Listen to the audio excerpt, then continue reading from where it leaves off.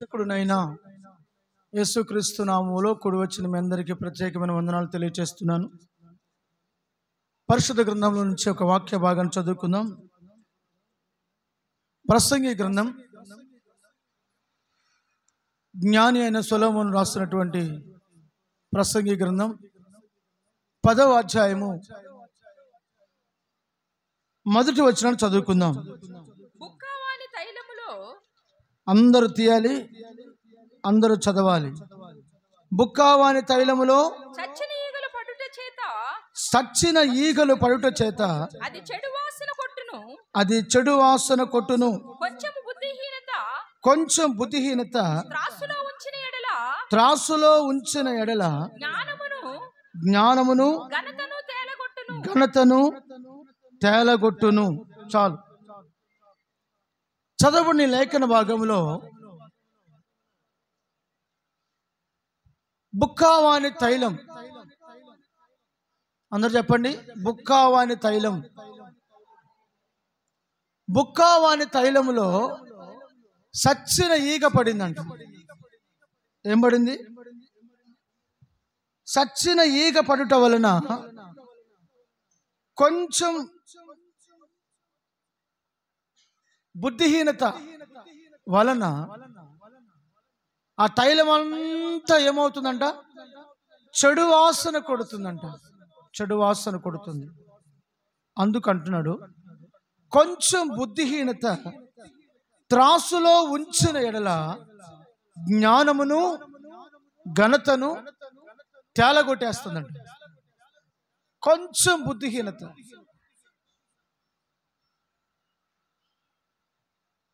మనం చాలా జాగ్రత్తగా ఆలకించినట్లయితే ఈ బుక్కావాడు ఎవరు? తైలం ఏమిటి?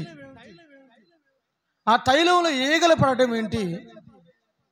ఆ తైలం చెడిపోవడం ఏమిటో, అది చెడు వాసన రావడానికి గల కారణాలు ఏంటో ఈ పూట పరిశుద్ధాత్మను మనతో మాట్లాడును గాక. ఆమెన్. హల్లెలూయా. బుక్కవారు ఎవరు అనంటే, నీవు నేను బుక్కవారు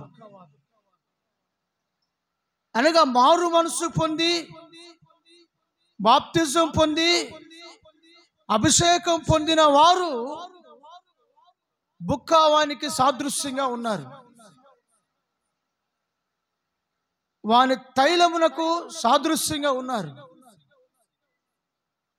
ఇప్పుడు బుక్కావాని తైలము అనగా అర్థం ఏంటి తెలుసిన? అభిషేకం, వరములు, ఆత్మ ఫలములు, ప్రభువునకు సాక్షిగా, ప్రభువునకు సాక్షిగా, సిలువకు సాక్షిగా మనలను ప్రభు రక్షించి మనకు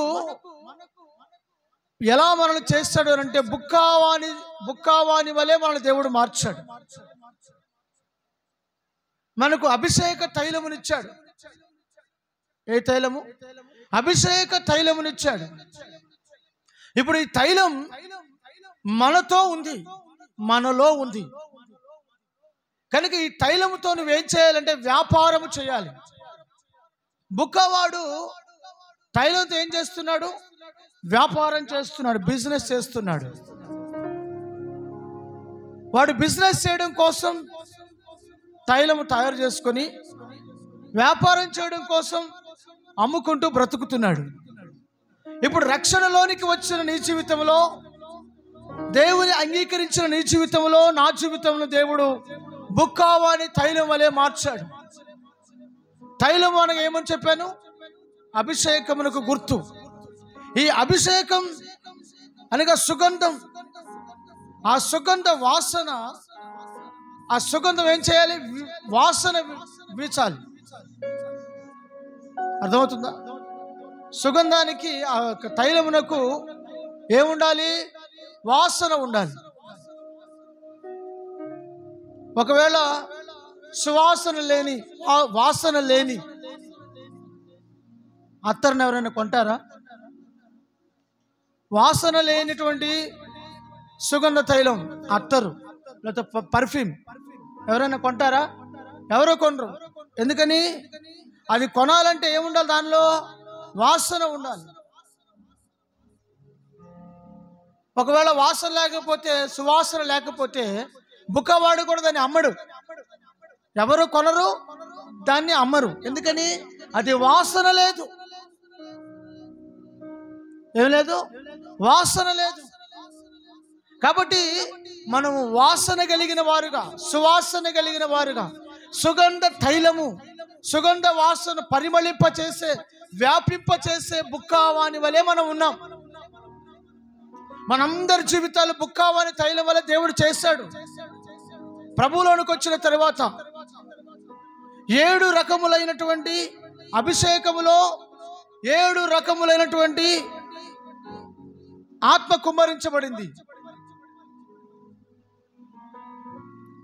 నీ తల మీద ఉన్నటువంటి అభిషేకం, నీకు ఇచ్చినటువంటి కృప, దేవుడు నీకు ఇచ్చినటువంటి శక్తి, దేవుడు నీకు ఇచ్చినటువంటి అభిషేకములో 7 విధములైన పరిమళములు వ్యాపింపబడి ఉన్నాయి. 7 విధములైన ఆశీర్వాదములు, 7 విధములైన దీవెనలు, 7 విధములైనటువంటి అభిషేకముతో కూడిన పరిమళ వాసనలతో కూడినటువంటి ఆత్మను దేవుడు నీకు ఇచ్చి ఉన్నాడు. దేవునికి స్తోత్రం, హల్లెలూయా. కనుక నీవు వీటితో వ్యాపారం చేయాలి. ఈ 7 విధములైన అభిషేక తైలములు నువ్వు కలిగి వ్యాపారము చేయాలి. విశ్వాసం వల్ల నీవు ఈ 7 కలిగి నువ్వు వ్యాపారము చేస్తూ బుక్కావాని తైలం వలె నీవు ఉండాలి. సుగంధ తైలం వలె నీ జీవితం ఉండాలి. పరిమళ వాసనగా నీ జీవితం ఉండాలి. చూడండి, పరిశుద్ధ గ్రంథంలో నుంచి ఆ 7 విధములైన ఆత్మ కుమ్మరింపబడినటువంటి కార్యాలు చూద్దాం. యెషయా గ్రంథం 11వ అధ్యాయము 2వ వచనం చదువుకుందాం.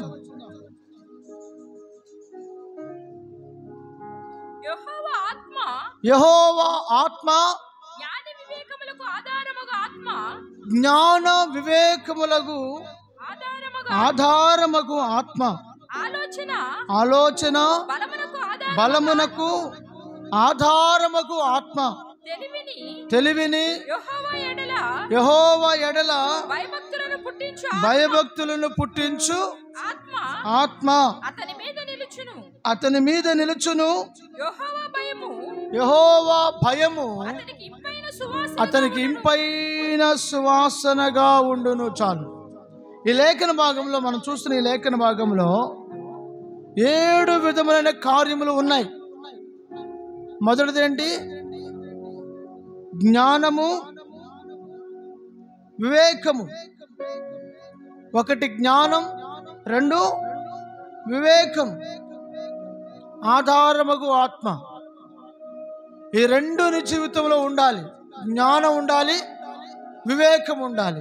జ్ఞానము లేని సుందర స్త్రీ పంది ముక్కున పెట్టబడిన బంగారు కమ్మి వంటిదంట. జ్ఞానం లేని ప్రతి స్త్రీ కూడా పంది ముక్కున ఉన్నటువంటి బంగారు కమ్మి. పంది ముక్కున బంగారు కమ్మి ఉంటే ఉపయోగం ఏముంది? అది 24 గంటలు ఎక్కడ పొరులుతుంది? బురదలోనే కదా. అది 24 గంటలు బురదలోనే ఆ బంగారాన్ని పెడుతూ ఉంటుంది. అంటే దానికి దాని విలువ తెలియదు. రెండవది మనం చూసినట్లయితే వివేకము లేనటువంటి సుందర స్త్రీ కూడా పంది ముక్కున పెట్టబడిన బంగారపు కమ్మి వంటిది. జ్ఞానం లేని స్త్రీ తన ఇల్లుని కట్టుకోలేదు. వివేకము లేని వ్యక్తి తన కుటుంబాన్ని కట్టుకోలేడు. కనుక మనము జ్ఞానము, వివేకము కలిగి ఉండాలి. జ్ఞానము లేక నా జనులు చెడిపోతున్నారని దేవుని వాక్యం సెలవిస్తూ ఉంది. అనేకులకు జ్ఞానము లేక కుటుంబాలు పతనం చేసుకుంటున్నారు. జ్ఞానము లేక జీవితాలు నాశనం చేసుకుంటున్నారు. జ్ఞానము లేక వ్యాపారం నాశనం చేసుకుంటున్నారు. బిజినెస్ని పాడు చేసుకుంటున్నారు. చదువులు పాడు చేసుకుంటున్నారు. విలువైనటువంటి జీవితాలు నాశనం చేసుకుంటున్నారు జ్ఞానము లేక. కనుక దేవుని వాక్యం అంటుంది, మొదటిది ఏంటంట? జ్ఞానము. రెండవది వివేకము.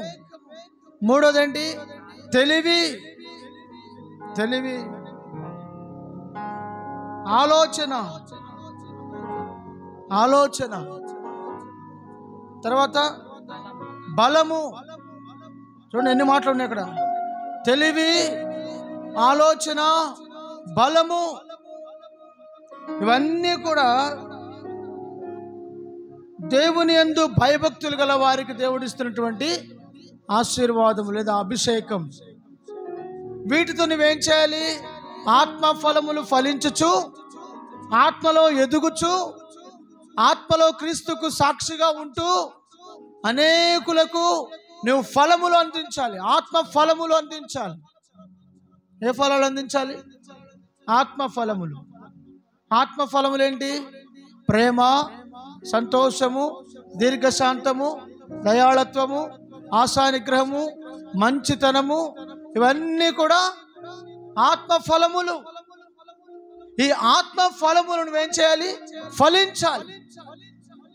అనగా జ్ఞాన వివేకములకు ఆధారముకు ఆత్మ చేత నువ్వు నింపబడి, ఆ అభిషేక తైలముతో నువ్వు నింపబడి, ఆ అభిషేక ఆనంద సుగంధ తైలముతో నువ్వు నింపబడి, ఆ తైలము చేత నువ్వు వ్యాపారము చేయాలి.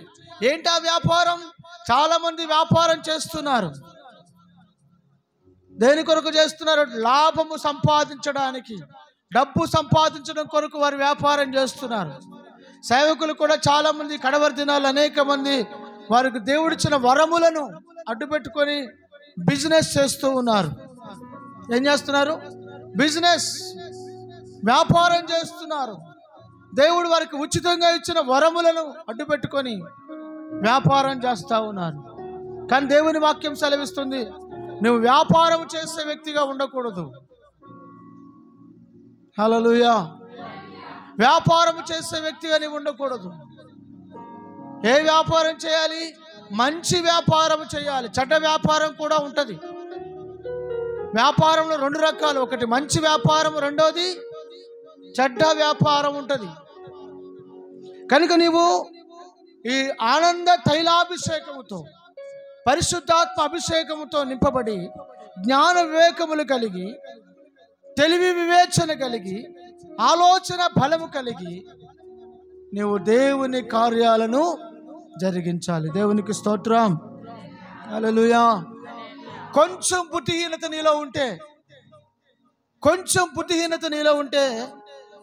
బుద్ధిహీనమైన పని నువ్వు చేస్తే, కొంచెం అజాగ్రత్తగా నువ్వు ఉన్నట్లయితే ఏం జరుగుతుందంట?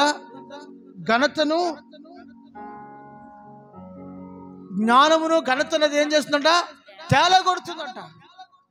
అంటే నీకు రావాల్సిన జ్ఞానం, నీకు రావాల్సిన ఘనత ఆ కొంచెం బుద్ధిహీనత తొలగించేస్తుంది. బుద్ధిహీనమైన పని, చిన్న పని నువ్వు చేసావనుకోండి, నీ ఘనత ఏమవుతుంది? నీ ఘనత ఏమవుతుంది? కొట్టుకుపోతుంది. నిన్ను కూర్చున్న ఘనత అంతా పోతుంది. కనుక నీవు కొంచెం జాగ్రత్త కలిగి నడుచుకోవాలని ప్రభు నీకు తెలియచేస్తా ఉన్నాడు. చూడండి కీర్తన గ్రంథం 69వ అధ్యాయం 5వ వచనం. 69:5. దేవా, నా బుద్ధిహీనతకు నీకు తెలిసేయున్నది, నా అపరాధములు నీకు మరుగై ఉన్నవి కావు. ఆ లేఖన భాగములో కీర్తనాకారుడు దావీదు మహారాజు అంటున్నాడు, కొంచెం బుద్ధిహీనమైన పని చేశానయ్యా, నేను కొంచెం అపరాధము చేశానయ్యా, కొంచెము దోషము చేశానయ్యా, అందుకే నేను నీ సన్నిధిలో ఉండలేక నిద్రపోతున్నానయ్యా, నీ సన్నిధిలో ఉండలేక నిద్రపోతున్నాను. కొంచెం బుద్ధిహీనత, కొంచెం అపవిత్రత, కొంచెం పాపం, కొంచెము దేవునికి ఎడబాటు, కొంచెము దేవునికి విరోధముగా కార్యాలు, ఇవన్నీ నీ జీవితాన్ని అధోపాతాలకు నడిపిస్తాయి. నీకు తెలియని మార్గానికి తీసుకుని వెళ్ళిపోతాయి. నేను నాశనానికి తీసుకుని వెళతాయి. జాగ్రత్త పడి బుద్ధిమంతుడవై నువ్వు మెళకువగలిగి నీ జీవితాన్ని నీవు కాపాడుకోవాలి. హల్లెలూయా. మెళకువగలిగి నీ జీవితాన్ని నువ్వు కాపాడుకోవాలి. నువ్వు వేస్తున్న అడుగులు జారకుండానట్లుగా జాగ్రత్త పడాలి. ఇక్కడ దావీదు తన అడుగులు జారాయి, బుద్ధిహీనమైన పని చేశాడు. అందుకంటున్నాడు, దేవా నా బుద్ధిహీనత నీకు తెలిసే ఉన్నది అని మాట్లాడుతున్నాడు. తన పాపం ఏంటో గుర్తించాడు, తన అవిధేయత ఏంటో గుర్తించాడు, తన బుద్ధిహీనత గుర్తించాడు. ఈ రోజున చాలా మంది వారి బుద్ధిహీనతను గుర్తించకుండానే, వారి అవిధేయతను గుర్తించకుండానే, వారి దోషమును గుర్తించకుండానే, వారి అతిక్రమమును గుర్తించకుండానే, వారి పాపమును గుర్తించకుండానే సాగిపోతున్నారు.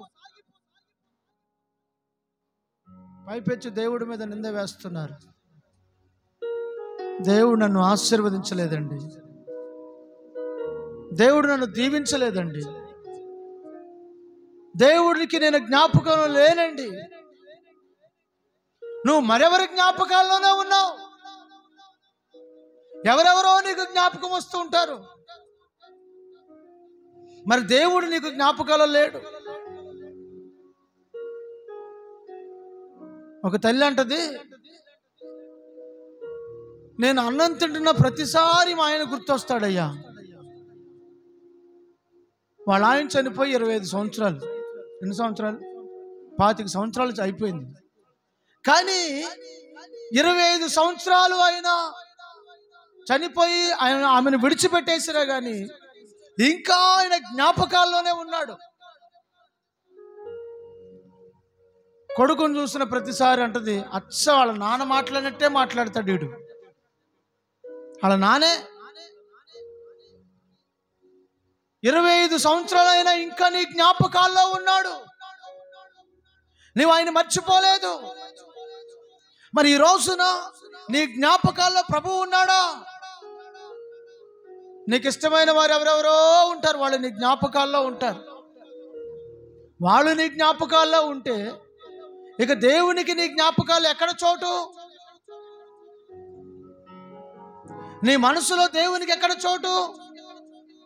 వాళ్ళకి నచ్చిన వారిని, మెచ్చిన వారిని ఫోన్లో కూడా వాల్ పేపర్గా పెట్టుకుంటుంటారు, స్టేటస్లో పెట్టుకుంటుంటారు.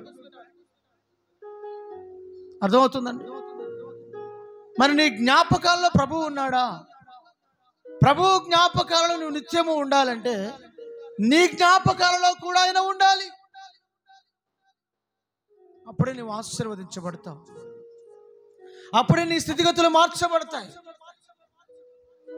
ఇక్కడ జ్ఞాపకం తెచ్చుకుంటున్నాడు, నా బుద్ధిహీనత నాకు తెలిసే ఉన్నదయ్యా, నేను అపరాధము చేశాను, నేను పాపము చేశాను, నేను బుద్ధిహీనంగా ప్రవర్తించాను, నేను నీ సన్నిధిలో పశుప్రాయుడు వంటి వాడనైతిని, మృగములాగా ప్రవర్తించానని తన అతిక్రమమును గుర్తించి, తన దోషమును గుర్తించి, తన అవిధేయతను గుర్తించి, తన బుద్ధిహీనతను గుర్తించి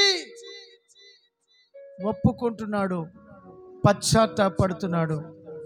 అందుకే దేవుని కనికరమును పొందుకున్నాడు. దేవునికి స్తోత్రం. హల్లెలూయా, హల్లెలూయా, హల్లెలూయా. కాబట్టి నీ జీవితంలో భయము, భక్తి, భయము ప్లస్ భక్తి. మొదటిది ఏం చెప్పాను? జ్ఞానం. రెండవది వివేకం. 3 తెలివి. 4 ఆలోచన. 5 బలం. 6 భయం. 7 భక్తి. ఈ 7 విధములైనటువంటి అభిషేక తైలముతో నింపబడి వాటిని కాపాడుకుంటూ వాటితో వ్యాపారము చేయాలి. ఏంటా వ్యాపారం? డబ్బు సంపాదించే వ్యాపారం కాదు, ఆత్మలను సంపాదించే వ్యాపారం చేయాలి. సువార్త ప్రకటించాలి, సత్యమును నువ్వు వెల్లడి చేయాలి. నీ యొద్ద ఉన్న సత్యమును, నీ యొద్ద ఉన్నటువంటి అభిషేక తైలమును, నీ యొద్ద ఉన్నటువంటి అభిషేక సాక్ష్యమును నువ్వు ఇతరులకు పంచాలి. సత్యమును నువ్వు కొనుక్కున్న నీవు, సత్యమును కొనుక్కున్న నీవు దాన్ని అమ్మివేయక, అనగా వేరే తుచ్చమైన వాటికి సత్యమును అమ్మివేయక, జీవమును, సత్యమును, అయిన యేసుని గురించి నీవు ఇతరులకు ప్రకటించాలి. ఎలా ప్రకటించాలి? జ్ఞానముతో ప్రకటించాలి, వివేకం కలిగి ప్రకటించాలి, తెలివి కలిగి ప్రకటించాలి, బుద్ధి కలిగి ప్రవచించాలి. ఆలోచనతో, మంచి సమయోచితమైన ఆలోచనతో దేవుని క్రీస్తు యేసుని కృప బలము వలన నువ్వు భయభక్తులతో నీ జీవితాన్ని కాపాడుకుంటూ ఇతరులకు నువ్వు సువార్త ప్రకటించాలి. ఇతరులకు నువ్వు సువార్త ప్రకటించి ఇతరులకు ప్రభువుని గురించి తెలియచేసి వారిని ప్రభు రాజ్యములోనికి చేర్చాలి. ఆత్మలను నువ్వు కొనాలి. నీ దగ్గర ఉన్న తైలమును అమ్మి ఆత్మలను నువ్వేం చేయాలి? కొనాలి. కొందరును అగ్నిలో నుండి లాగినట్లుగా లాగండి. నశించిపోతున్న వారికి, నిత్య నరకాగ్నిలోనికి వెళుతున్న వారికి సువార్తను చెప్పి ప్రభువుని గురించి ప్రకటించి, ఇదిగో నా జీవితం, నశించిపోతున్న నా జీవితాన్ని దేవుడు ఈ విధంగా రక్షించాడు, ఈ విధంగా మారు మనసు కలుగ చేశాడు, ఈ విధమైన మార్గాలు దేవుడు నన్ను నడిపించాడు, ప్రభు దగ్గరికి రాకమనిపో నా పరిస్థితి ఘోరంగా ఉంది, ఇప్పుడైతే దేవుని కృప వలన నేను బాగున్నానని నువ్వు ప్రభువుని గురించి సాక్ష్యమిస్తూ దేవుడు నీకు ఇచ్చిన కృప అభిషేక తైలముతో, ఆ సుగంధ తైలంతో నువ్వేం చేయాలి? ఆ పరిమళ వాసనతో నువ్వేం చేయాలి? వ్యాపారము చేయాలి. వ్యాపారము చేసి ఆత్మలను సంపాదించి ప్రభు యొక్క రాజ్యములోనికి చేర్చాలి. దేవునికి స్తోత్రం. లేదా ప్రభు రాజ్యానికి నీవు సిద్ధపడుతూ ప్రభు రాజ్యానికి అనేక మందిని సిద్ధపరచాలి. ఇది నీ బాధ్యత. సంఘముగా పాస్టర్ గారు చూసుకుంటారులే, నాకేం పని అనుకోవద్దు. దేవుని రాజ్యములోనికి వచ్చిన మనం అందరము కూడా బాధ్యత కలిగిన వారమే. అందరూ కలిసి పనిచేస్తేనే దేవుని రాజ్య స్థాపన జరుగుతుంది. Praise the lord. Hallelujah, hallelujah. చూడండి, మరొక విషయాన్ని కూడా మీకు తెలియజేస్తాను. బుక్కవాని తైలము ఎవరని చెప్పాను? బుక్కవాడు ఎవరని చెప్పాను? మనమే బుక్కవారం. తైలము దేవుడిచ్చినటువంటి వరములు, ఫలములు అని చెప్పాను. ఇంతకీ బుక్కవాని తైలములో సచ్చిన ఈగ పడకూడదు. ఏంటంట? బుక్కవాని తైలములో సచ్చిన ఈగ పడకూడదు. మరి పడితే ఏం జరుగుతుంది? చూడండి, ప్రసంగి కింద మరొకసారి చదువుదాం మాటలు.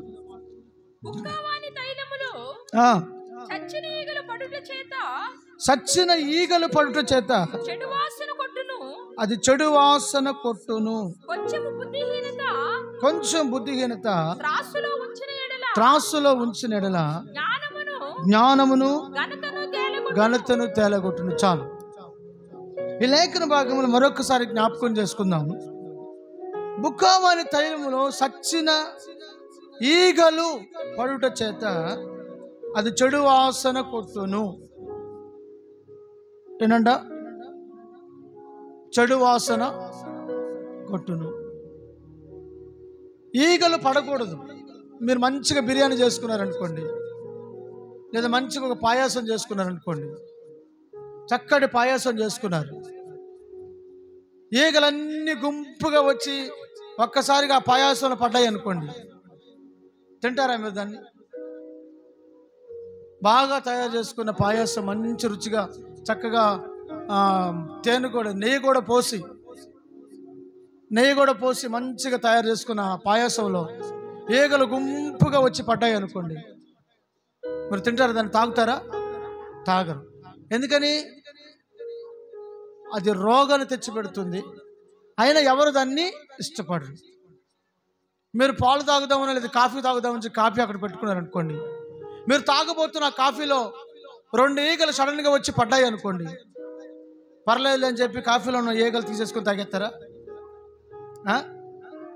ఆ కాఫీని ఏం చేస్తారు? బయట పారబోస్తారు. ఎంత విలువైనది, ఖరీదైనదైనా సరే, ఎంత విలువైనదైనా, ఎంత ఖరీదైనా సరే, ఈగలు పడితే దాన్ని మనం ఏం చేస్తాం? బయట పారవేస్తాం. ఈగలు ఏం చేస్తాయి చెప్పండి? ఈగ స్వభావం ఏంటి చెప్పాలి? ఈగ స్వభావం ఏంటి?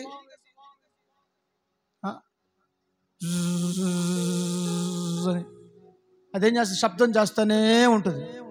తిరుగుతూనే ఉంటుంది, శబ్దం చేస్తూనే ఉంటుంది, నాన్ స్టాప్గా శబ్దం చేస్తూనే ఉంటుంది, నాన్ స్టాప్గా తిరుగుతూనే ఉంటుంది. అది అన్నిటి మీద వాళ్తుంది, అన్నిటి మీద వాళ్తుంది. ఎక్కడెక్కడ చెత్త, మురికి వాసన, కాలువల మీద, అర్థమైందండి, మురికి వాసన కొట్టి సచ్చిన వాటి మీద, శవాల మీద, అన్ని చెడ్డ వాటి మీద ఈగలు తిరిగి తిరిగి తిరిగి వాలి అవి శబ్దం చేసుకుంటూ తిరిగి తిరిగి తిరిగి తిరిగి వచ్చి వాళ్తాయి. వచ్చి ఏం చేస్తాయి? సచ్చిన ఈగలు వచ్చి ఆ యొక్క ఈగలు అటు తిరిగి తిరిగి వచ్చి ఏం చేస్తాయి? మనం తయారు చేసుకున్న ఆహార పదార్థాలు పడతాయి. ఏమవుతాయి? పడతాయి.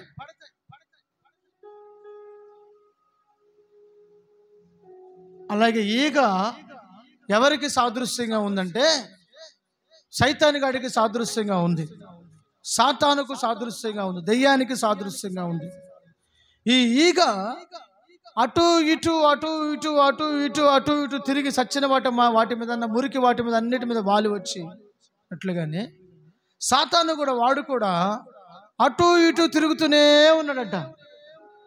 ఎవరిని మృంగుదునా అని మీ విరోధి అయిన సాతాను తిరుగుతూ ఉన్నాడు అని దేవుని వాక్యం సెలవిస్తా ఉంది. వాడు తిరుగుతున్నాడు ఎవరైనా దొరుకుతారేమోనని. కనుక సాతానుకు సాదృశ్యంగా ఉన్నది ఈగ, దయ్యానికి సాదృశ్యంగా ఉంది ఈగ. ఈ ఈగ ప్రతి దానిని అపవిత్రం చేస్తుంది, మలినముతో కూడినది, అన్నిటినీ ఆస్వాదిస్తుంది, అన్నిటి మీద వాళ్తుంది కదా. కనుక ఈగ పడితే, ఈగ కనుక ఒకవేళ పడింది అనుకోండి, లేస్తుందా? పాయాసంలో ఈగ పడింది అనుకోండి, లేస్తుందా? చెప్పాలి. మీరు చక్కగా మంచిగా చికెన్ కర్రీ చేసుకున్నారు, చికెన్ కూర చేసుకున్నారు, మూత పెట్టలా, ఈగలు గుంపుగా అటు తిరిగి తిరిగి తిరిగి వచ్చి ఒక్కసారిగా అందులో పడ్డాయి అనుకోండి, బాగా మసాలా వేసి మంచి రుచిగా వాసన వచ్చే మంచి కూర చేసుకున్నారనుకోండి, చికెన్ కర్రీ, ఆ చికెన్ కూరలో వచ్చి పడ్డాయి అనుకోండి ఈగలు, లేస్తాయా? లెగవు. ఈగ పడితే లెగదు, దాని స్వభావం అది.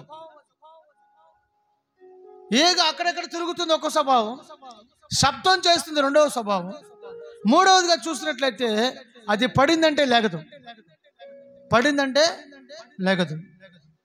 అది నూనెలో పడినా, కూరలో పడినా, ఇంకా ఎక్కడ పడినా లెగదు. అలాగే మనం కూడా మన ఆత్మీయ జీవితంలో ఈగ పడితే, అనగా సాతాను యొక్క క్రియలు, సాతాను యొక్క కార్యాలు, లేదా సాతాను యొక్క ప్రభావం మన మీద పడింది అనుకోండి, మనం మరలా తిరిగి లేవలేం. మన ఆత్మీయ జీవితం పతనమైపోతుంది, మరలా తిరిగి మనం పుంజుకోలేం. కనుక మన ఆత్మీయ జీవితంలో ఈ సచ్చిన ఈగ పడకుండా, అనగా సాతాను యొక్క క్రియలు, సాతాను యొక్క స్వభావం, అటు ఇటు తిరుగులాడే స్వభావం. కొంతమంది చూడండి, ఊరికే మాట్లాడినట్టే ఉంటారు. శబ్దం అంటే, ఈగ శబ్దం చేయడం అంటే అదే. లొడలోడ వాగుతూనే ఉంటారు, వాగినోళ్ళు వాగినట్టే ఉంటారు, మాట్లాడినోళ్ళు మాట్లాడినట్టే ఉంటారు, తంగిడికాయలాగా. ఏ కాయ? తంగిడికాయ. తంగిడి చెట్టుకి కాయలు వస్తాయి, కొంచెం గాలి వీస్తే చాలు గలగల మోగుతూనే ఉంటాయి. అట్లా కొంతమంది 24 గంటలు మాట్లాడుతూనే ఉంటారు, శబ్దం చేస్తూనే ఉంటారు. ప్రార్థనకు వచ్చినా కానీ పక్కన వాళ్ళతో మాట్లాడుతూ ఉంటారు. అదే మనం జ్ఞానం లేదు, వాళ్ళకి తెలివి లేదు. మనం ఎక్కడికి వచ్చాము, ఎక్కడున్నాము, ఎవరి దగ్గర కూర్చున్నాము అనే ఉండదు వాళ్ళకి, విచక్షణ జ్ఞానం ఉండదు. ఎట్లా పడితే అట్లా కూర్చుంటారు, అటో కాలు పడేసి ఇటో కాలు పడేసి కూర్చుంటారు. కొంతమంది నిద్రపోతూ ఉంటారు, ఇంటి దగ్గర ఏం చేస్తారో మరి, గాడిదలు కాసుంటారు రాత్రి అంతా. మందిరం కూడా రాగానే నిద్రపోతూనే ఉంటారు, నిద్ర ఆత్మ, గాఢ నిద్ర ఆత్మ వాళ్ళ మీద కుమ్మరించి ఉంటుంది. అందుకే వాళ్ళ కుటుంబంలో దరిద్రం, నిద్ర సోమర్తనానికి గుర్తు. సోమర్తనం. నిద్ర దరిద్రాన్ని తెచ్చిపెడుతుంది, శాపం తెచ్చిపెడుతుంది. పదపదాక నిద్రపోతూనే ఉంటారు కొంతమంది. వాళ్ళని కదిలిస్తే చాలు నిద్ర. మందిరానికి వచ్చి కూడా నిద్రపోతూ ఉంటారు. ఇంత శ్రమపడి ప్రయాసపడి వచ్చింది ఎందుకు? వాక్యం ఉండడానికి కాదు. కనుక ఈ యొక్క ఈగ పడితే అది లెగదు, పడిన స్థలం నుంచి లెగదు. నీ జీవితంలో కూడా ఆత్మీయ జీవితంలో పడకుండా నువ్వు కాపాడుకోవాలి. తను నిలుచున్నానని తలంచుకున్నవాడు పడకుండానట్లుగా జాగ్రత్త చూచుకునవలెను. నేను నిలిచాను దేవుని కృపను బట్టి. దేవుని కృపలో నేను ఉన్నాను, నిలిచి ఉన్నాను, ఆయన సన్నిధిలో నేను నిలిచి ఉన్నాను అని అనుకున్నవాడట తాను పడకుండానట్లుగా జాగ్రత్తగా చూచుకోవాలట. నీ అడుగులు జారకుండానట్లు నువ్వు జాగ్రత్తగా కాపాడుకోవాలి. ఈ ఈగ తైలంలో పడడానికి గల కారణం ఏంటి? ఈ ఈగ తైలంలో పడడానికి గల కారణం ఏంటి? సుగంధ తైలంలో ఈ ఈగ పడడానికి గల కారణం ఏంటి చెప్పండి. ఏంటి కారణం? ఏంటి ఈగ పడడానికి గల కారణం ఏంటి?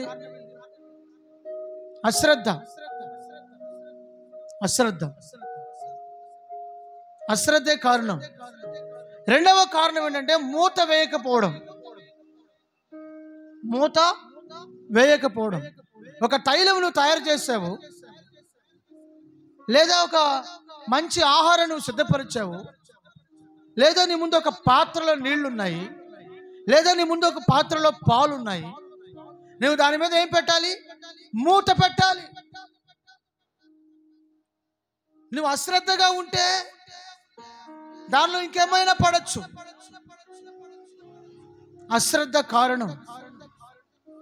ఆ ఈగ పడిపోవడానికి కారణం ఏంటంటే ఆ తైలములో తైలం తయారు చేయాలంటే ఎంతో కష్టం అండి. తయారు చేసే ప్రాసెస్ చాలా చాలా కష్టతరమైనది.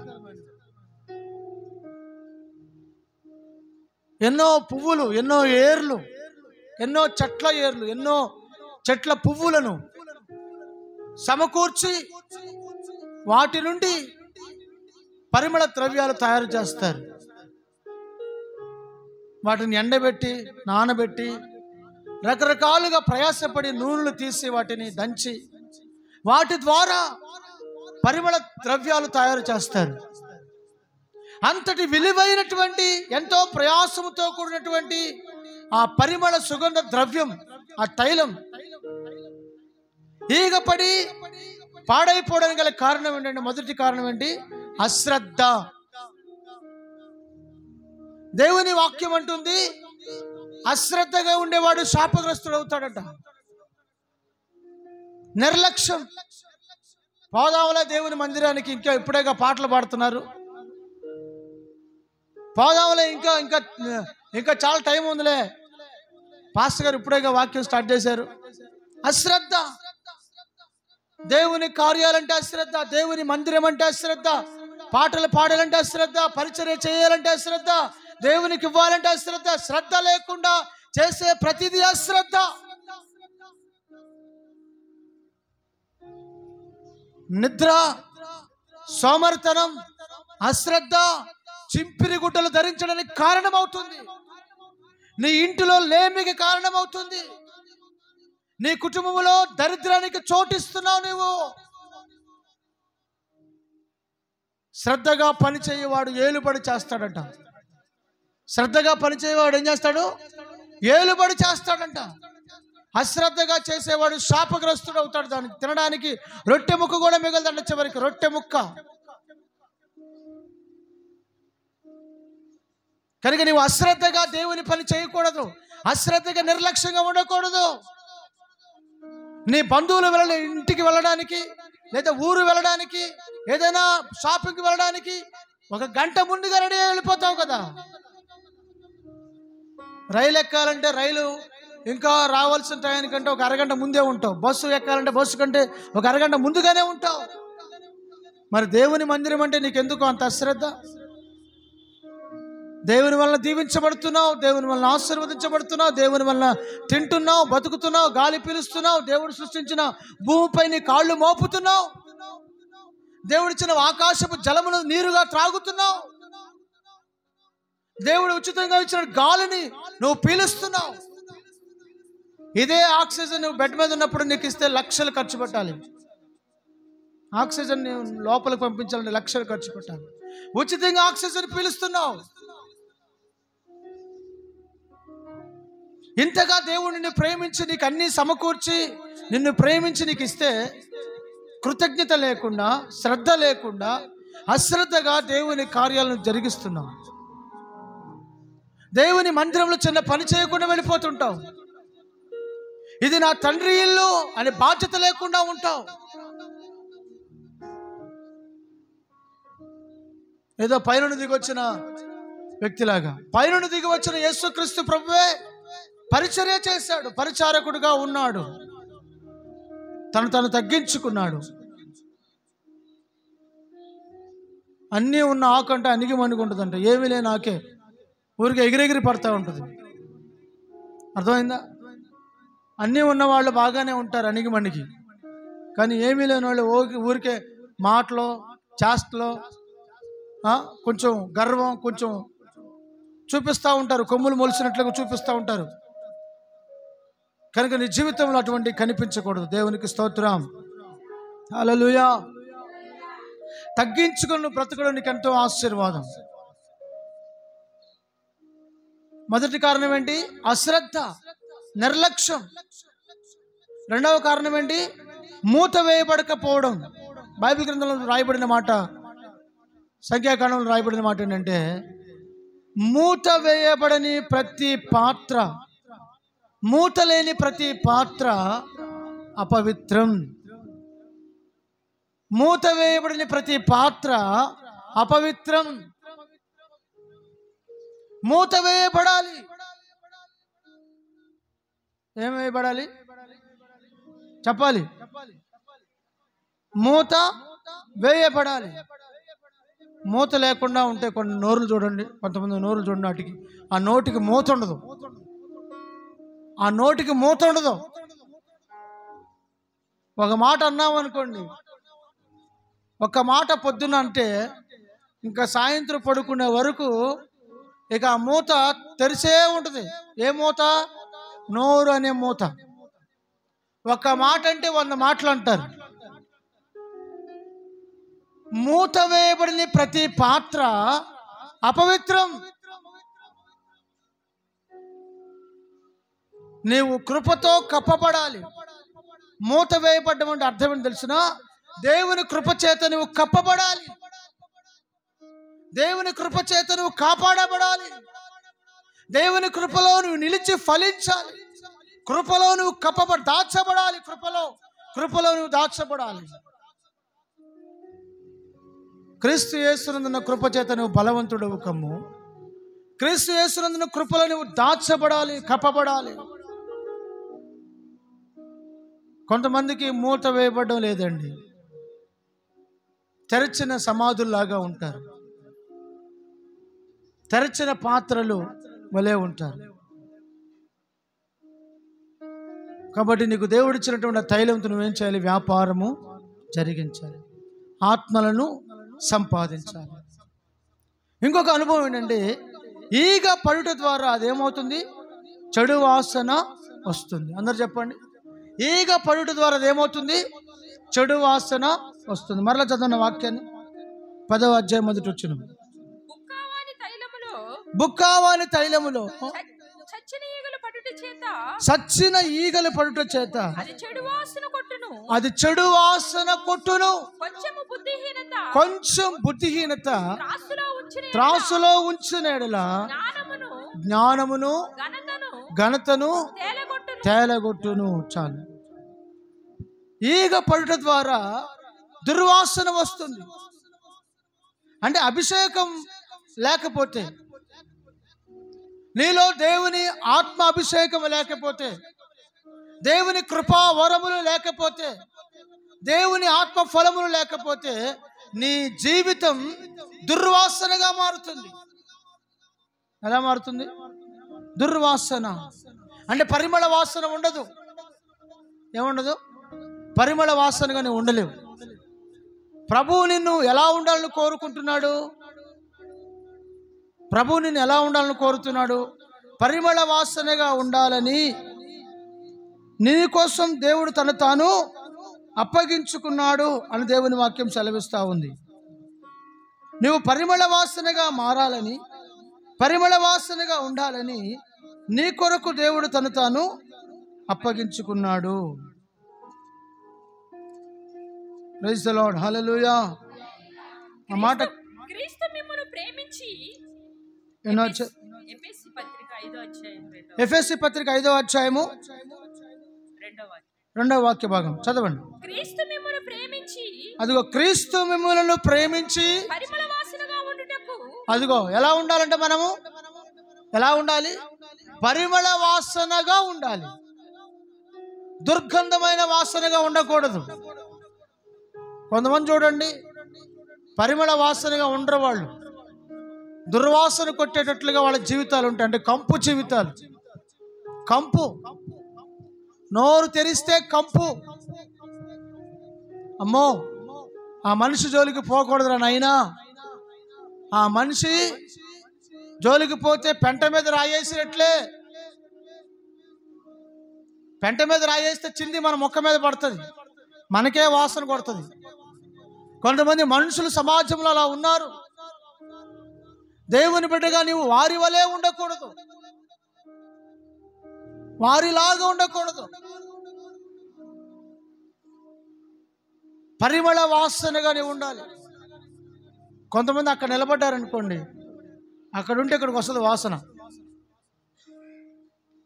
2 రోజులకు ఒకసారి 3 రోజులకు ఒకసారి స్నానం చేసే ప్రబుద్ధులు కూడా ఉన్నారు. హల్లెలూయా. కనుక మీరు అలా ఉండకూడదు. అంతరంగమందును బాహ్యమందును ప్రభు పోలికలో మీరున్నారు కనుక మీరు ఎప్పుడు కూడా పరిమళ వాసనగా ఉండాలి. మీరు పరిమళ వాసనగా ఉండాలని ప్రభు మీ నిమిత్తము తన్ను తాను సిలువకు అప్పగించుకున్నాడట. తను తాను సిలువకు ఎందుకు అప్పగించుకున్నాడంటే నీవు పరిమళ వాసనగా మారాలని, నీ దగ్గర దుర్గంధము రాకూడదని, చెడు వాసన రాకూడదని. హల్లెలూయా. సుగంధ వాసన అనగా అర్థం ఏంటి తెలుసిన? ఎప్పుడు వస్తుందండి? మనం మంచి సాక్ష్యం ఎప్పుడు వస్తుంది చెప్పండి?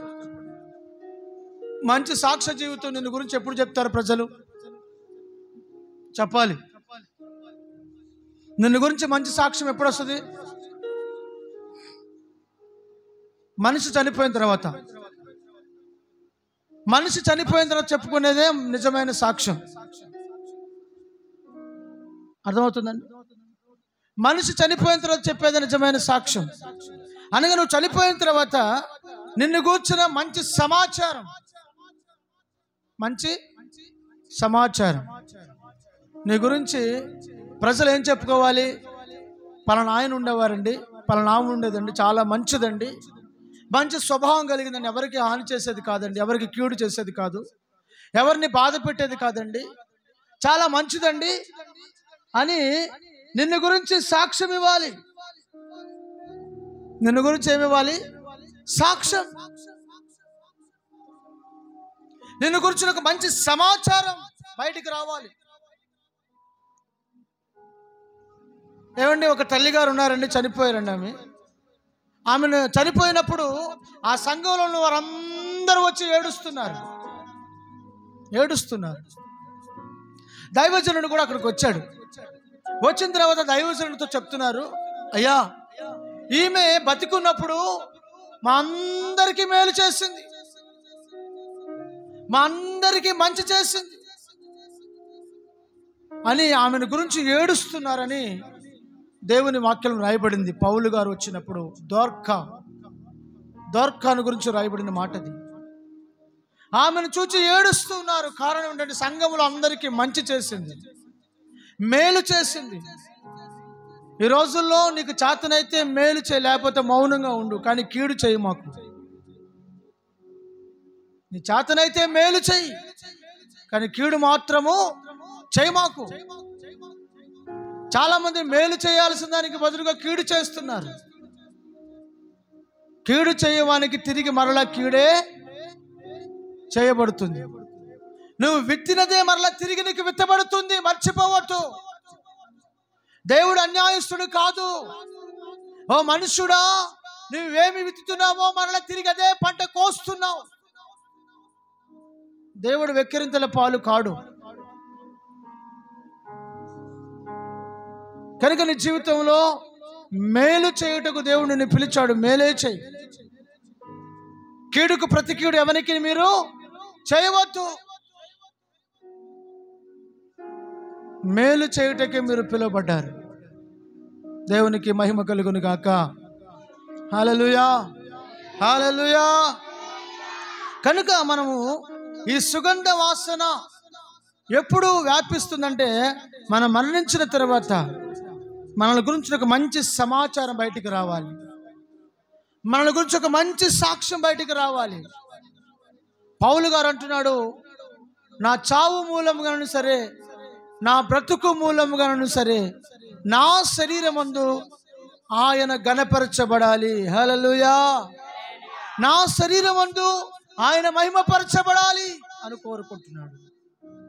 మరి నీ బ్రతుకు మూలముగా, నీ చావు మూలముగా ప్రభువు నీ ద్వారా గణపరచబడుతున్నాడా? ప్రభువు నామం నిన్ను బట్టి అన్యజనుల మధ్యలో దూషించబడుతుందా? సాక్ష్యము లేకపోతే మోక్షం లేదు. సాక్ష్యం లేకపోతే ఏం లేదు, మోక్షం లేదు. చూడండి, దుర్వాసన అంటే సాక్ష్యం లేని జీవితానికి గుర్తు. దుర్వాసన అంటే సాక్ష్యం లేని జీవితానికి గుర్తు, కంపు జీవితం అది. ఆడ తాగుబోతాడండి, ఆడ వ్యభిచారండి, ఆడ డబ్బు మైండ్ కలిగిన, ఆడ ఆ పలానా పిచ్చోడండి, వాడ అధికార కాంక్ష కలిగిన వాడండి అంటే దుర్వాసన. సాక్ష్యము లేని జీవితానికి గుర్తు. సువాసన అంటే సాక్ష్యమునకు, మంచి సాక్ష్యమునకు అనగా మంచి సమాచారమునకు గుర్తు. మంచి సమాచారమునకు గుర్తు. నిన్ను గురించి మంచి సాక్ష్యం ఉండాలి, మంచి పేరు ఉండాలి. చూడండి, ప్రసంగి గ్రంథము 7వ అధ్యాయము 1వ వచనం. ప్రసంగి గ్రంథము 7వ అధ్యాయం 1వ వచనం. సుగంధ తైలము కంటే మంచి పేరును ఒకని జన్మదినము కంటే మరణ దినమే మేలు. చాలు సరండి. ఇక్కడ సుగంధ తైలము కంటే మంచి సాక్ష్యము మేలు, మంచి పేరు, మంచి సమాచారం మేలు. నిన్ను గురించిన ఒక మంచి సమాచారం బయటికి రావాలి. అమ్మో, ఆ అమ్మాయి అండి మంచిది కాదండి, ఆ అబ్బాయి అస్సలు మంచోడు కాదండి. నిన్ను గురించిన సమాచారం బయటికి ఏమొస్తుంది? నిన్ను గురించిన సాక్ష్యం ఏంటి? ప్రజలు నిన్ను పరీక్షించినప్పుడు, ప్రజలు నిన్ను పరిశోధించినప్పుడు, ప్రజలు నిన్ను అణువణువున గుర్తించినప్పుడు నీలో నుండి మంచి సమాచారం బయటికి రావాలి. సుగంధ తైలము కంటే మంచి పేరు మేలు. జన్మదినము కంటే మరణ దినమే మేలు. సుగంధ తైలము దేనికి గుర్తుగా ఉందంటే జన్మదినమునకు గుర్తుగా ఉంది. సుగంధ తైలం దేనికి గుర్తుగా ఉంది? జన్మదినమునకు గుర్తుగా ఉంది.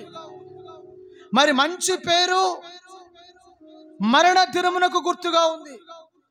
మంచి పేరు అనగా నువ్వు మరణించిన తర్వాత మంచి పేరు తెచ్చుకున్నావు అనుకోండి, నీ మరణం మంచి మరణం.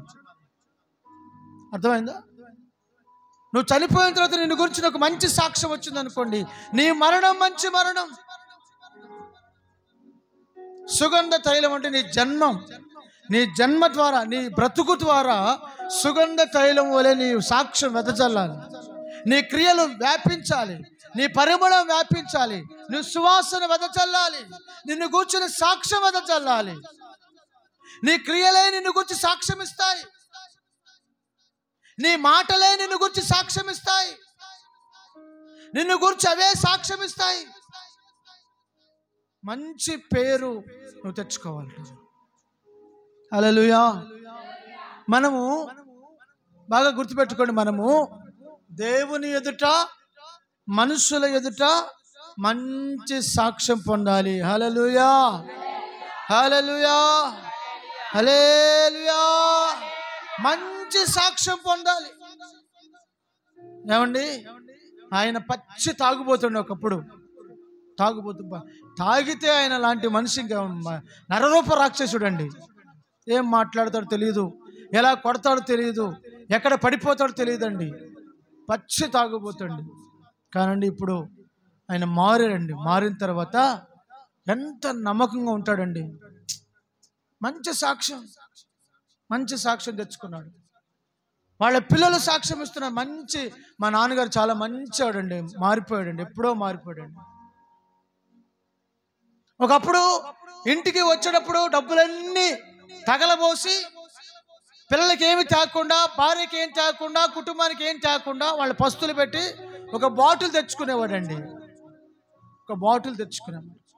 ఇప్పుడైతే మార్కెట్లో వస్తా స్వీట్ షాప్కి వెళ్ళి స్వీట్ బాక్స్ తెస్తాడండి మా ఇంటికి మా నాన్న.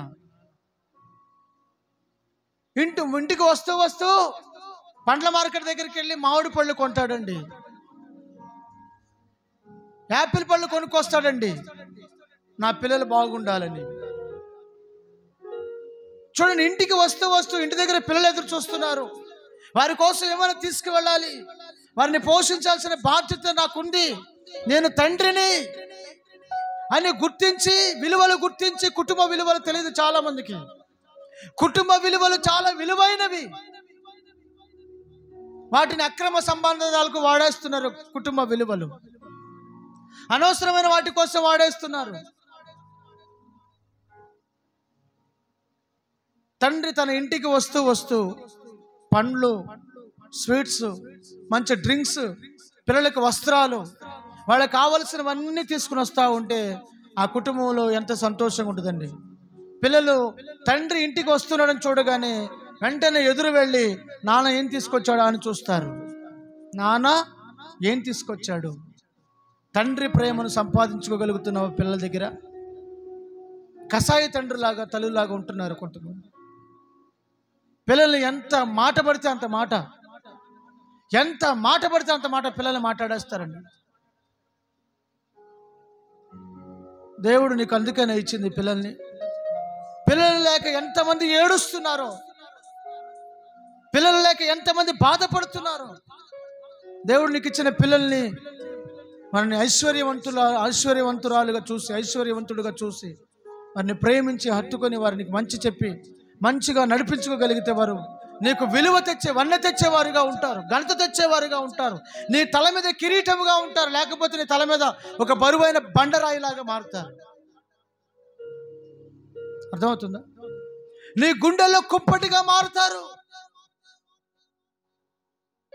కనుక నువ్వు మంచి పేరు తెచ్చుకొని మంచి జన్మ వారికి ఇచ్చావు కనుక వారి జన్మదినములన్నిటి కూడా మంచి పరిమళ వాసనగా వారి జీవితాల్లో మార్చాలి. దేవునికి స్తోత్రం. మనుషుల ఎదుట, దేవుని ఎదుట నువ్వేం చేయాలి? సాక్ష్యాన్ని కాపాడుకోవాలి. మరొక మాట చెప్తా చూడండి, సామెతల గ్రంథం 4వ అధ్యాయము 2వ వచనం. 4వ అధ్యాయం 2వ వచనం. త్వరగా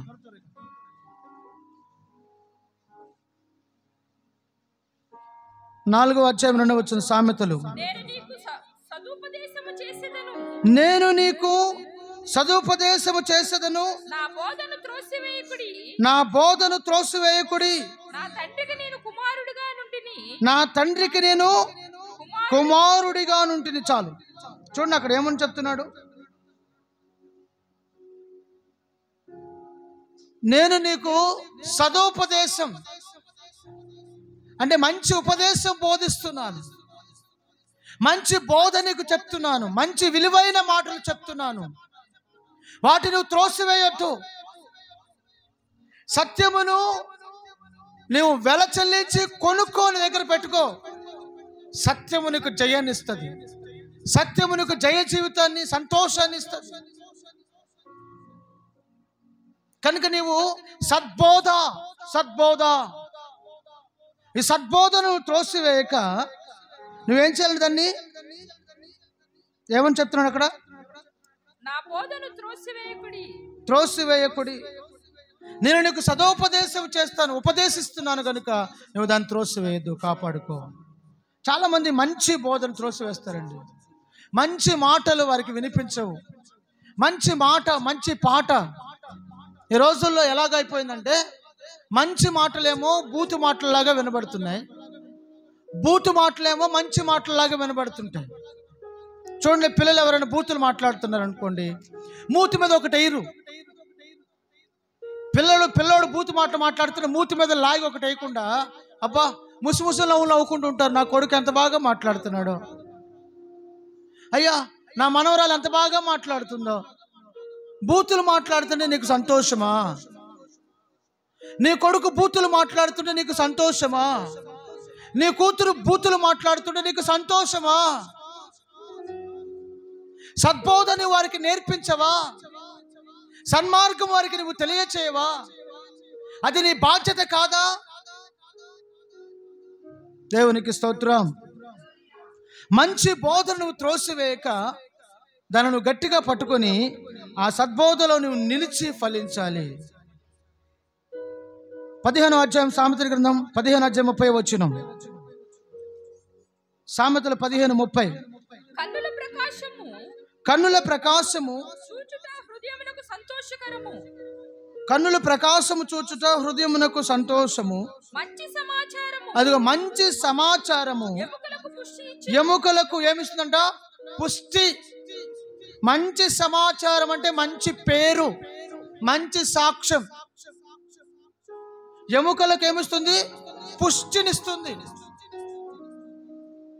అర్థమవుతుందా? కనుక నీ ఎముకలకు పుష్టి ఉందా? నేను ప్రతిరోజు బూస్ట్ తాగుతున్నానండి, హార్లిక్స్ తాగుతున్నాను. నా సీక్రెట్కి బూస్ట్ ఇస్ మై సీక్రెట్ అంటారా మీరు? నీ సీక్రెట్ ఏంటి? ప్రార్థనే నీ సీక్రెట్ అవ్వాలి. ప్రార్థనే నీ బలం. దేవుని సన్నిధిలో మంచి సమాచారం కలిగి జీవించడం, మంచి సమాచారం అందించడం నీకు ఎముకలకు పుష్టి. బైబిల్ గ్రంథంలో రాయబడిన మాట ఏంటంటే, దుర్జనుడు తన చెడ్డ తలనిధిలో నుండి దుర్విషయాలు బయటికి తీసుకొస్తాడట. అదే సమయంలో సజ్జనుడు తన మంచి ధననిధిలో నుండి మంచి విషయాలు బయటికి తీసుకొస్తాడట. దుర్జనుడు, దుర్మార్గుడు తన హృదయంలో ఉన్నదంతా బయటికి తీసుకొస్తాడు. మంచివాడు తన హృదయంలో ఉన్నదంతా బయటికి తీసుకొస్తాడు. హృదయము నిండి ఉన్న దాన్ని బట్టి నోరు మాట్లాడుతుంది. కొండలో ఉన్నదే గట్టితో బయటికి తీసుకొని రాబడుతుంది. కనుక నీవు మంచి సమాచారమును, ఆ మాటలు అంటున్నాడు 15:30 మరలా చదవని మాటను. మంచి సమాచారం ఎముకలకు పుష్టినిచ్చును, జీవార్థమైన ఉపదేశము అంగీకరించువానికి జ్ఞానుల సహవాసము లభించును. ఎవరి సహవాసం అంట? జ్ఞానం కలిగిన వారి సహవాసం. జీవార్థమైన ఉపదేశము నువ్వు అంగీకరించాలి. ఈ సద్బోధ నువ్వు వినాలి. అంతేగాని మంచి మాటలు, మంచి పాటలు, అర్థవంతమైన మంచి పాటలు జనాలకి ఎలా వినబడుతున్నాయి? బూతు పాటల్లాగా వినబడుతున్నాయి.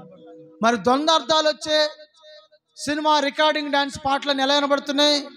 అబ్బా మంచి మాటలలాగా చెవి కోసుకొని వింటుంటారు. వాటికి చెవి కోసుకొని వింటుంటారు.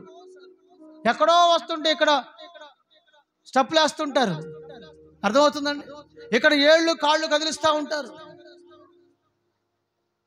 మంచి మాటలేమో బూతు మాటల్లాగా, బూతు మాటలేమో మంచి మాటల్లాగా వినబడుతున్న సమాజంలో మనం బ్రతుకుతున్నాం. కాబట్టి నువ్వు సద్బోధను త్రోసివేయక సద్బోధను నువ్వు కాపాడుకుంటే నీ ఆపదలో, నీ ఇబ్బందిలో, నీ సమస్యలలో నీ సద్బోధ, నీలో ఉన్న మంచితనమే నీకు జయమిస్తుంది, విజయాన్ని చేకూరుస్తుంది. కనుక నువ్వు దాన్ని ఎప్పుడూ కూడా ఏం చేయకూడదంట, త్రోసివేయకూడదు. దానికి నువ్వు విలువనివ్వాలి, ఘనతనివ్వాలి, దాన్ని దాచుకోవాలి, కాపాడుకోవాలి. మంచి సమాచారం ఎముకలకు పుష్టినిస్తుంది. ఎముక అంటే అర్థం ఏంటి? ఉపదేశం. ఎముక అంటే అర్థం ఏంటి? ఉపదేశం. ఎముక ఒక్కటి కూడా విరవబడలేదంట. యేసు ప్రభు శరీరములో ఎముకలలో ఒక్క ఎముక కూడా విరవబడలేదంట. ఒక్క ఎముక కూడా యేసు ప్రభు శిలువలో ఆయన ఎముకలలో ఒక్క ఎముక కూడా విరగొట్టబడలేదు. కానీ ఈ రోజున మన ఎముకలన్నీ విరిగిపోతుంటాయి. మన ఎముకలన్నీ విరిగిపోతూ ఉంటాయి. ఎముక విలువ తెలియదు, ఉపదేశం విలువ తెలియదు, మంచి సమాచారం విలువ తెలియదు, దేవుడు నీకు ఇచ్చినటువంటి ఈ ఎముకల యొక్క విలువ తెలియదు. ఆత్మీయ జీవితం అనే ఎముక విరిగిపోతే నువ్వు సరిగ్గా నిలబడలేవు. అర్థమవుతుందండి? ఎముక విరిగిపోయిందనుకోండి, సరిగా నిలబడగలవా? నీ కాలు ఎముక ఇరిగిందనుకోండి, సరిగా నిలబడగలవా? పరిగెత్తగలవా? నీ వెన్నుముక విరిగిపోయిందనుకోండి, వెన్నుపూస విరిగిపోయిందనుకోండి, కూర్చోగలవా? నిలబడగలవా? ఎముక విరిగిపోతే నువ్వు సరిగా నిలబడలేవు. ఉపదేశం నుండి బయటికి వెళితే, సత్యవాక్యం నుండి బయటికి వెళితే, నీవు సమర్పణ నుండి బయటికి వెళితే, త్యాగము నుండి విడిచిపెడితే, మంచి మాటలను త్రోసివేస్తే ఎముక విరిగిన వ్యక్తి వలె ఉంటావు, సరిగా నిలబడలేవు. దేవుని వాక్యం అంటుంది, నరపుత్రుడా నువ్వు చక్కగా నిలువు, నేను నీతో మాట్లాడేదను. నీ ఎముక స్ట్రాంగ్గా ఉండాలి. మంచి సమాచార ఎముకలకు పుష్టి. ఎముక ఉపదేశమునకు గుర్తుగా ఉంది. ఉపదేశము శరీరానికి ఆరోగ్యాన్ని ఇస్తుందంట. ఆ మాట చదువుకుని మనం ముగించుకుందాం. సామెతలు 4:21-22. సామెతలు 4:21-22. నా కన్నుల ఎదుట నుండి వాటిని తొలగిపోనియకము, నీ హృదయమందు వాటిని భద్రము చేసుకొనుము. దొరికిన వారికి అవి జీవమును, దొరికిన వారికి అవి జీవము. వారి సర్వ శరీరమునకు ఆరోగ్యం. 23వ వచనం, వారి సర్వ శరీరమునకు అది ఆరోగ్యమునిచ్చును. నీ హృదయములో నుండి జీవధారలు బయలుదేరును. కాబట్టి అన్నిటికంటే ముఖ్యంగా హృదయమును భద్రముగా కాపాడుకొనుము. చాలు. నీ సర్వ శరీరమునకు ఆరోగ్యాన్ని ఇస్తుందంట. ఏంటిది ఆరోగ్యాన్ని ఇచ్చేది? ఏంటిది ఆరోగ్యాన్ని ఇచ్చేది? ఉపదేశం, సద్బోధ, మంచి విషయాలు, మంచి సమాచారం నీకు పుష్టినిస్తుంది, ఆరోగ్యాన్ని ఇస్తుంది. నీ సర్వ శరీరమునకు అదేం చేస్తుందంట? ఆరోగ్యాన్ని ఇస్తుందంట. హెల్తీగా ఉంటావు, నువ్వు హెల్తీగా ఉంటావు. నీ శరీరం అంతా పాపము, ముసుగు, వేషము, వేషధరణ, మాయ, కుతంత్రాలు, కుళ్ళు ఇవన్నీ పెట్టుకొని పొద్దున్న జాకింగ్ చేసావు అనుకోండి, వచ్చింది ఆరోగ్యం? రాదు. మంచి హెల్తీ ఫుడ్లన్నీ తెచ్చిపెట్టుకొని రోజు మార్చి రోజు టైం టేబుల్ ప్రకారం హెల్తీ ఫుడ్లన్నీ తింటున్నాం అనుకోండి, ఆరోగ్యం వచ్చిందా? రాదు. నీ హృదయంలో ఉన్న దుర్మార్గం, దుష్టత్వం, కుళ్ళు, మస్తు బయటకు తొలగించు, వేషధరణ తొలగించు. అప్పుడు నువ్వు ఆరోగ్యంగా ఉంటావు, సంతోషంగా ఉంటావు, క్షేమముగా ఉంటావు. ఏ బలహీనత నిన్ను ఆవరించదు, ఏ రోగముని దరిచేరదు. దేవుని వాక్యం సత్యం, దేవుని మాట నిలకడగా ఉంటది. భూమి ఆకాశములు గతించిన ఆయన మాట గతించదు. ఆయన మాటకు శక్తి ఉంది, ఆయన మాట విలువైనది. కనుక నీ జీవితాన్ని ప్రభు చేతులకు అప్పగించుకొని, నువ్వు దేవుని చేతులు సమర్పించుకొని ప్రభు సన్నిధిలో ప్రార్థన చేసుకో. మంచి సమాచారం కలిగి ఉండాలి. కొంచెం బుద్ధిహీనత, కొంచెం పులిసిన పిండి ముద్దంతా పులియ చేస్తూ ఉంది. కొంచెం దావీదు గుర్తించాడు. అందరూ మోకరించి ప్రభు సన్నిధిలో ప్రార్థన చేసుకోనండి. ప్రతి ఒక్కరు కూడా మోకరించి ప్రభు సన్నిధిలో ప్రార్థన చేసుకుందాం. కొంచెం బుద్ధిహీనత, నా బుద్ధిహీనత నాకు తెలిసే ఉన్నదయ్యా. దావీదు వలె మనం ఒప్పుకుందామా? మన అపరాధములు, మన పాపమును మనం ఒప్పుకుందామా? మన దోషం మనం ఒప్పుకుందామా? కొంచెం బుద్ధిహీనత నాలో ఉందయ్యా, కొంచెం అవిధేయత నాలో ఉందయ్యా, ఇంకా నాకు తెలియకుండా నాలో పులిసిన పిండి ఉందయ్యా. కొంచెం పులిసిన పిండి ముద్దంతా పులియబెడుతుంది. నీ జీవితంలో కొంచెం చేదు, కొంచెం పాపం, చేదైన వేరు మొలిచి అది చెట్టు మొత్తాన్ని కూడా చేదుగా మారుస్తుంది. చేదైనది ఏది నీలో మొలవకూడదు. చేదైనది ఏది నీ జీవితంలో మొలవకూడదు. మంచి సాక్ష్య జీవితం, మంచి పేరు. ప్రార్థన చేసుకో, ప్రభు చేతులకు సమర్పించుకో. విన్న వాక్యాన్ని బట్టి నీ హృదయంలో తీర్మానం చేసుకుంటూ, ఇప్పటి వరకు నువ్వు నాతో మాట్లాడే ప్రభు అని తీర్మానం చేసుకుంటూ ప్రార్థన చేసుకున్నాం. దైవ సేవకురాలు మీ కొరకు ప్రార్థన చేస్తుంది. అందరూ ప్రార్థనలోకి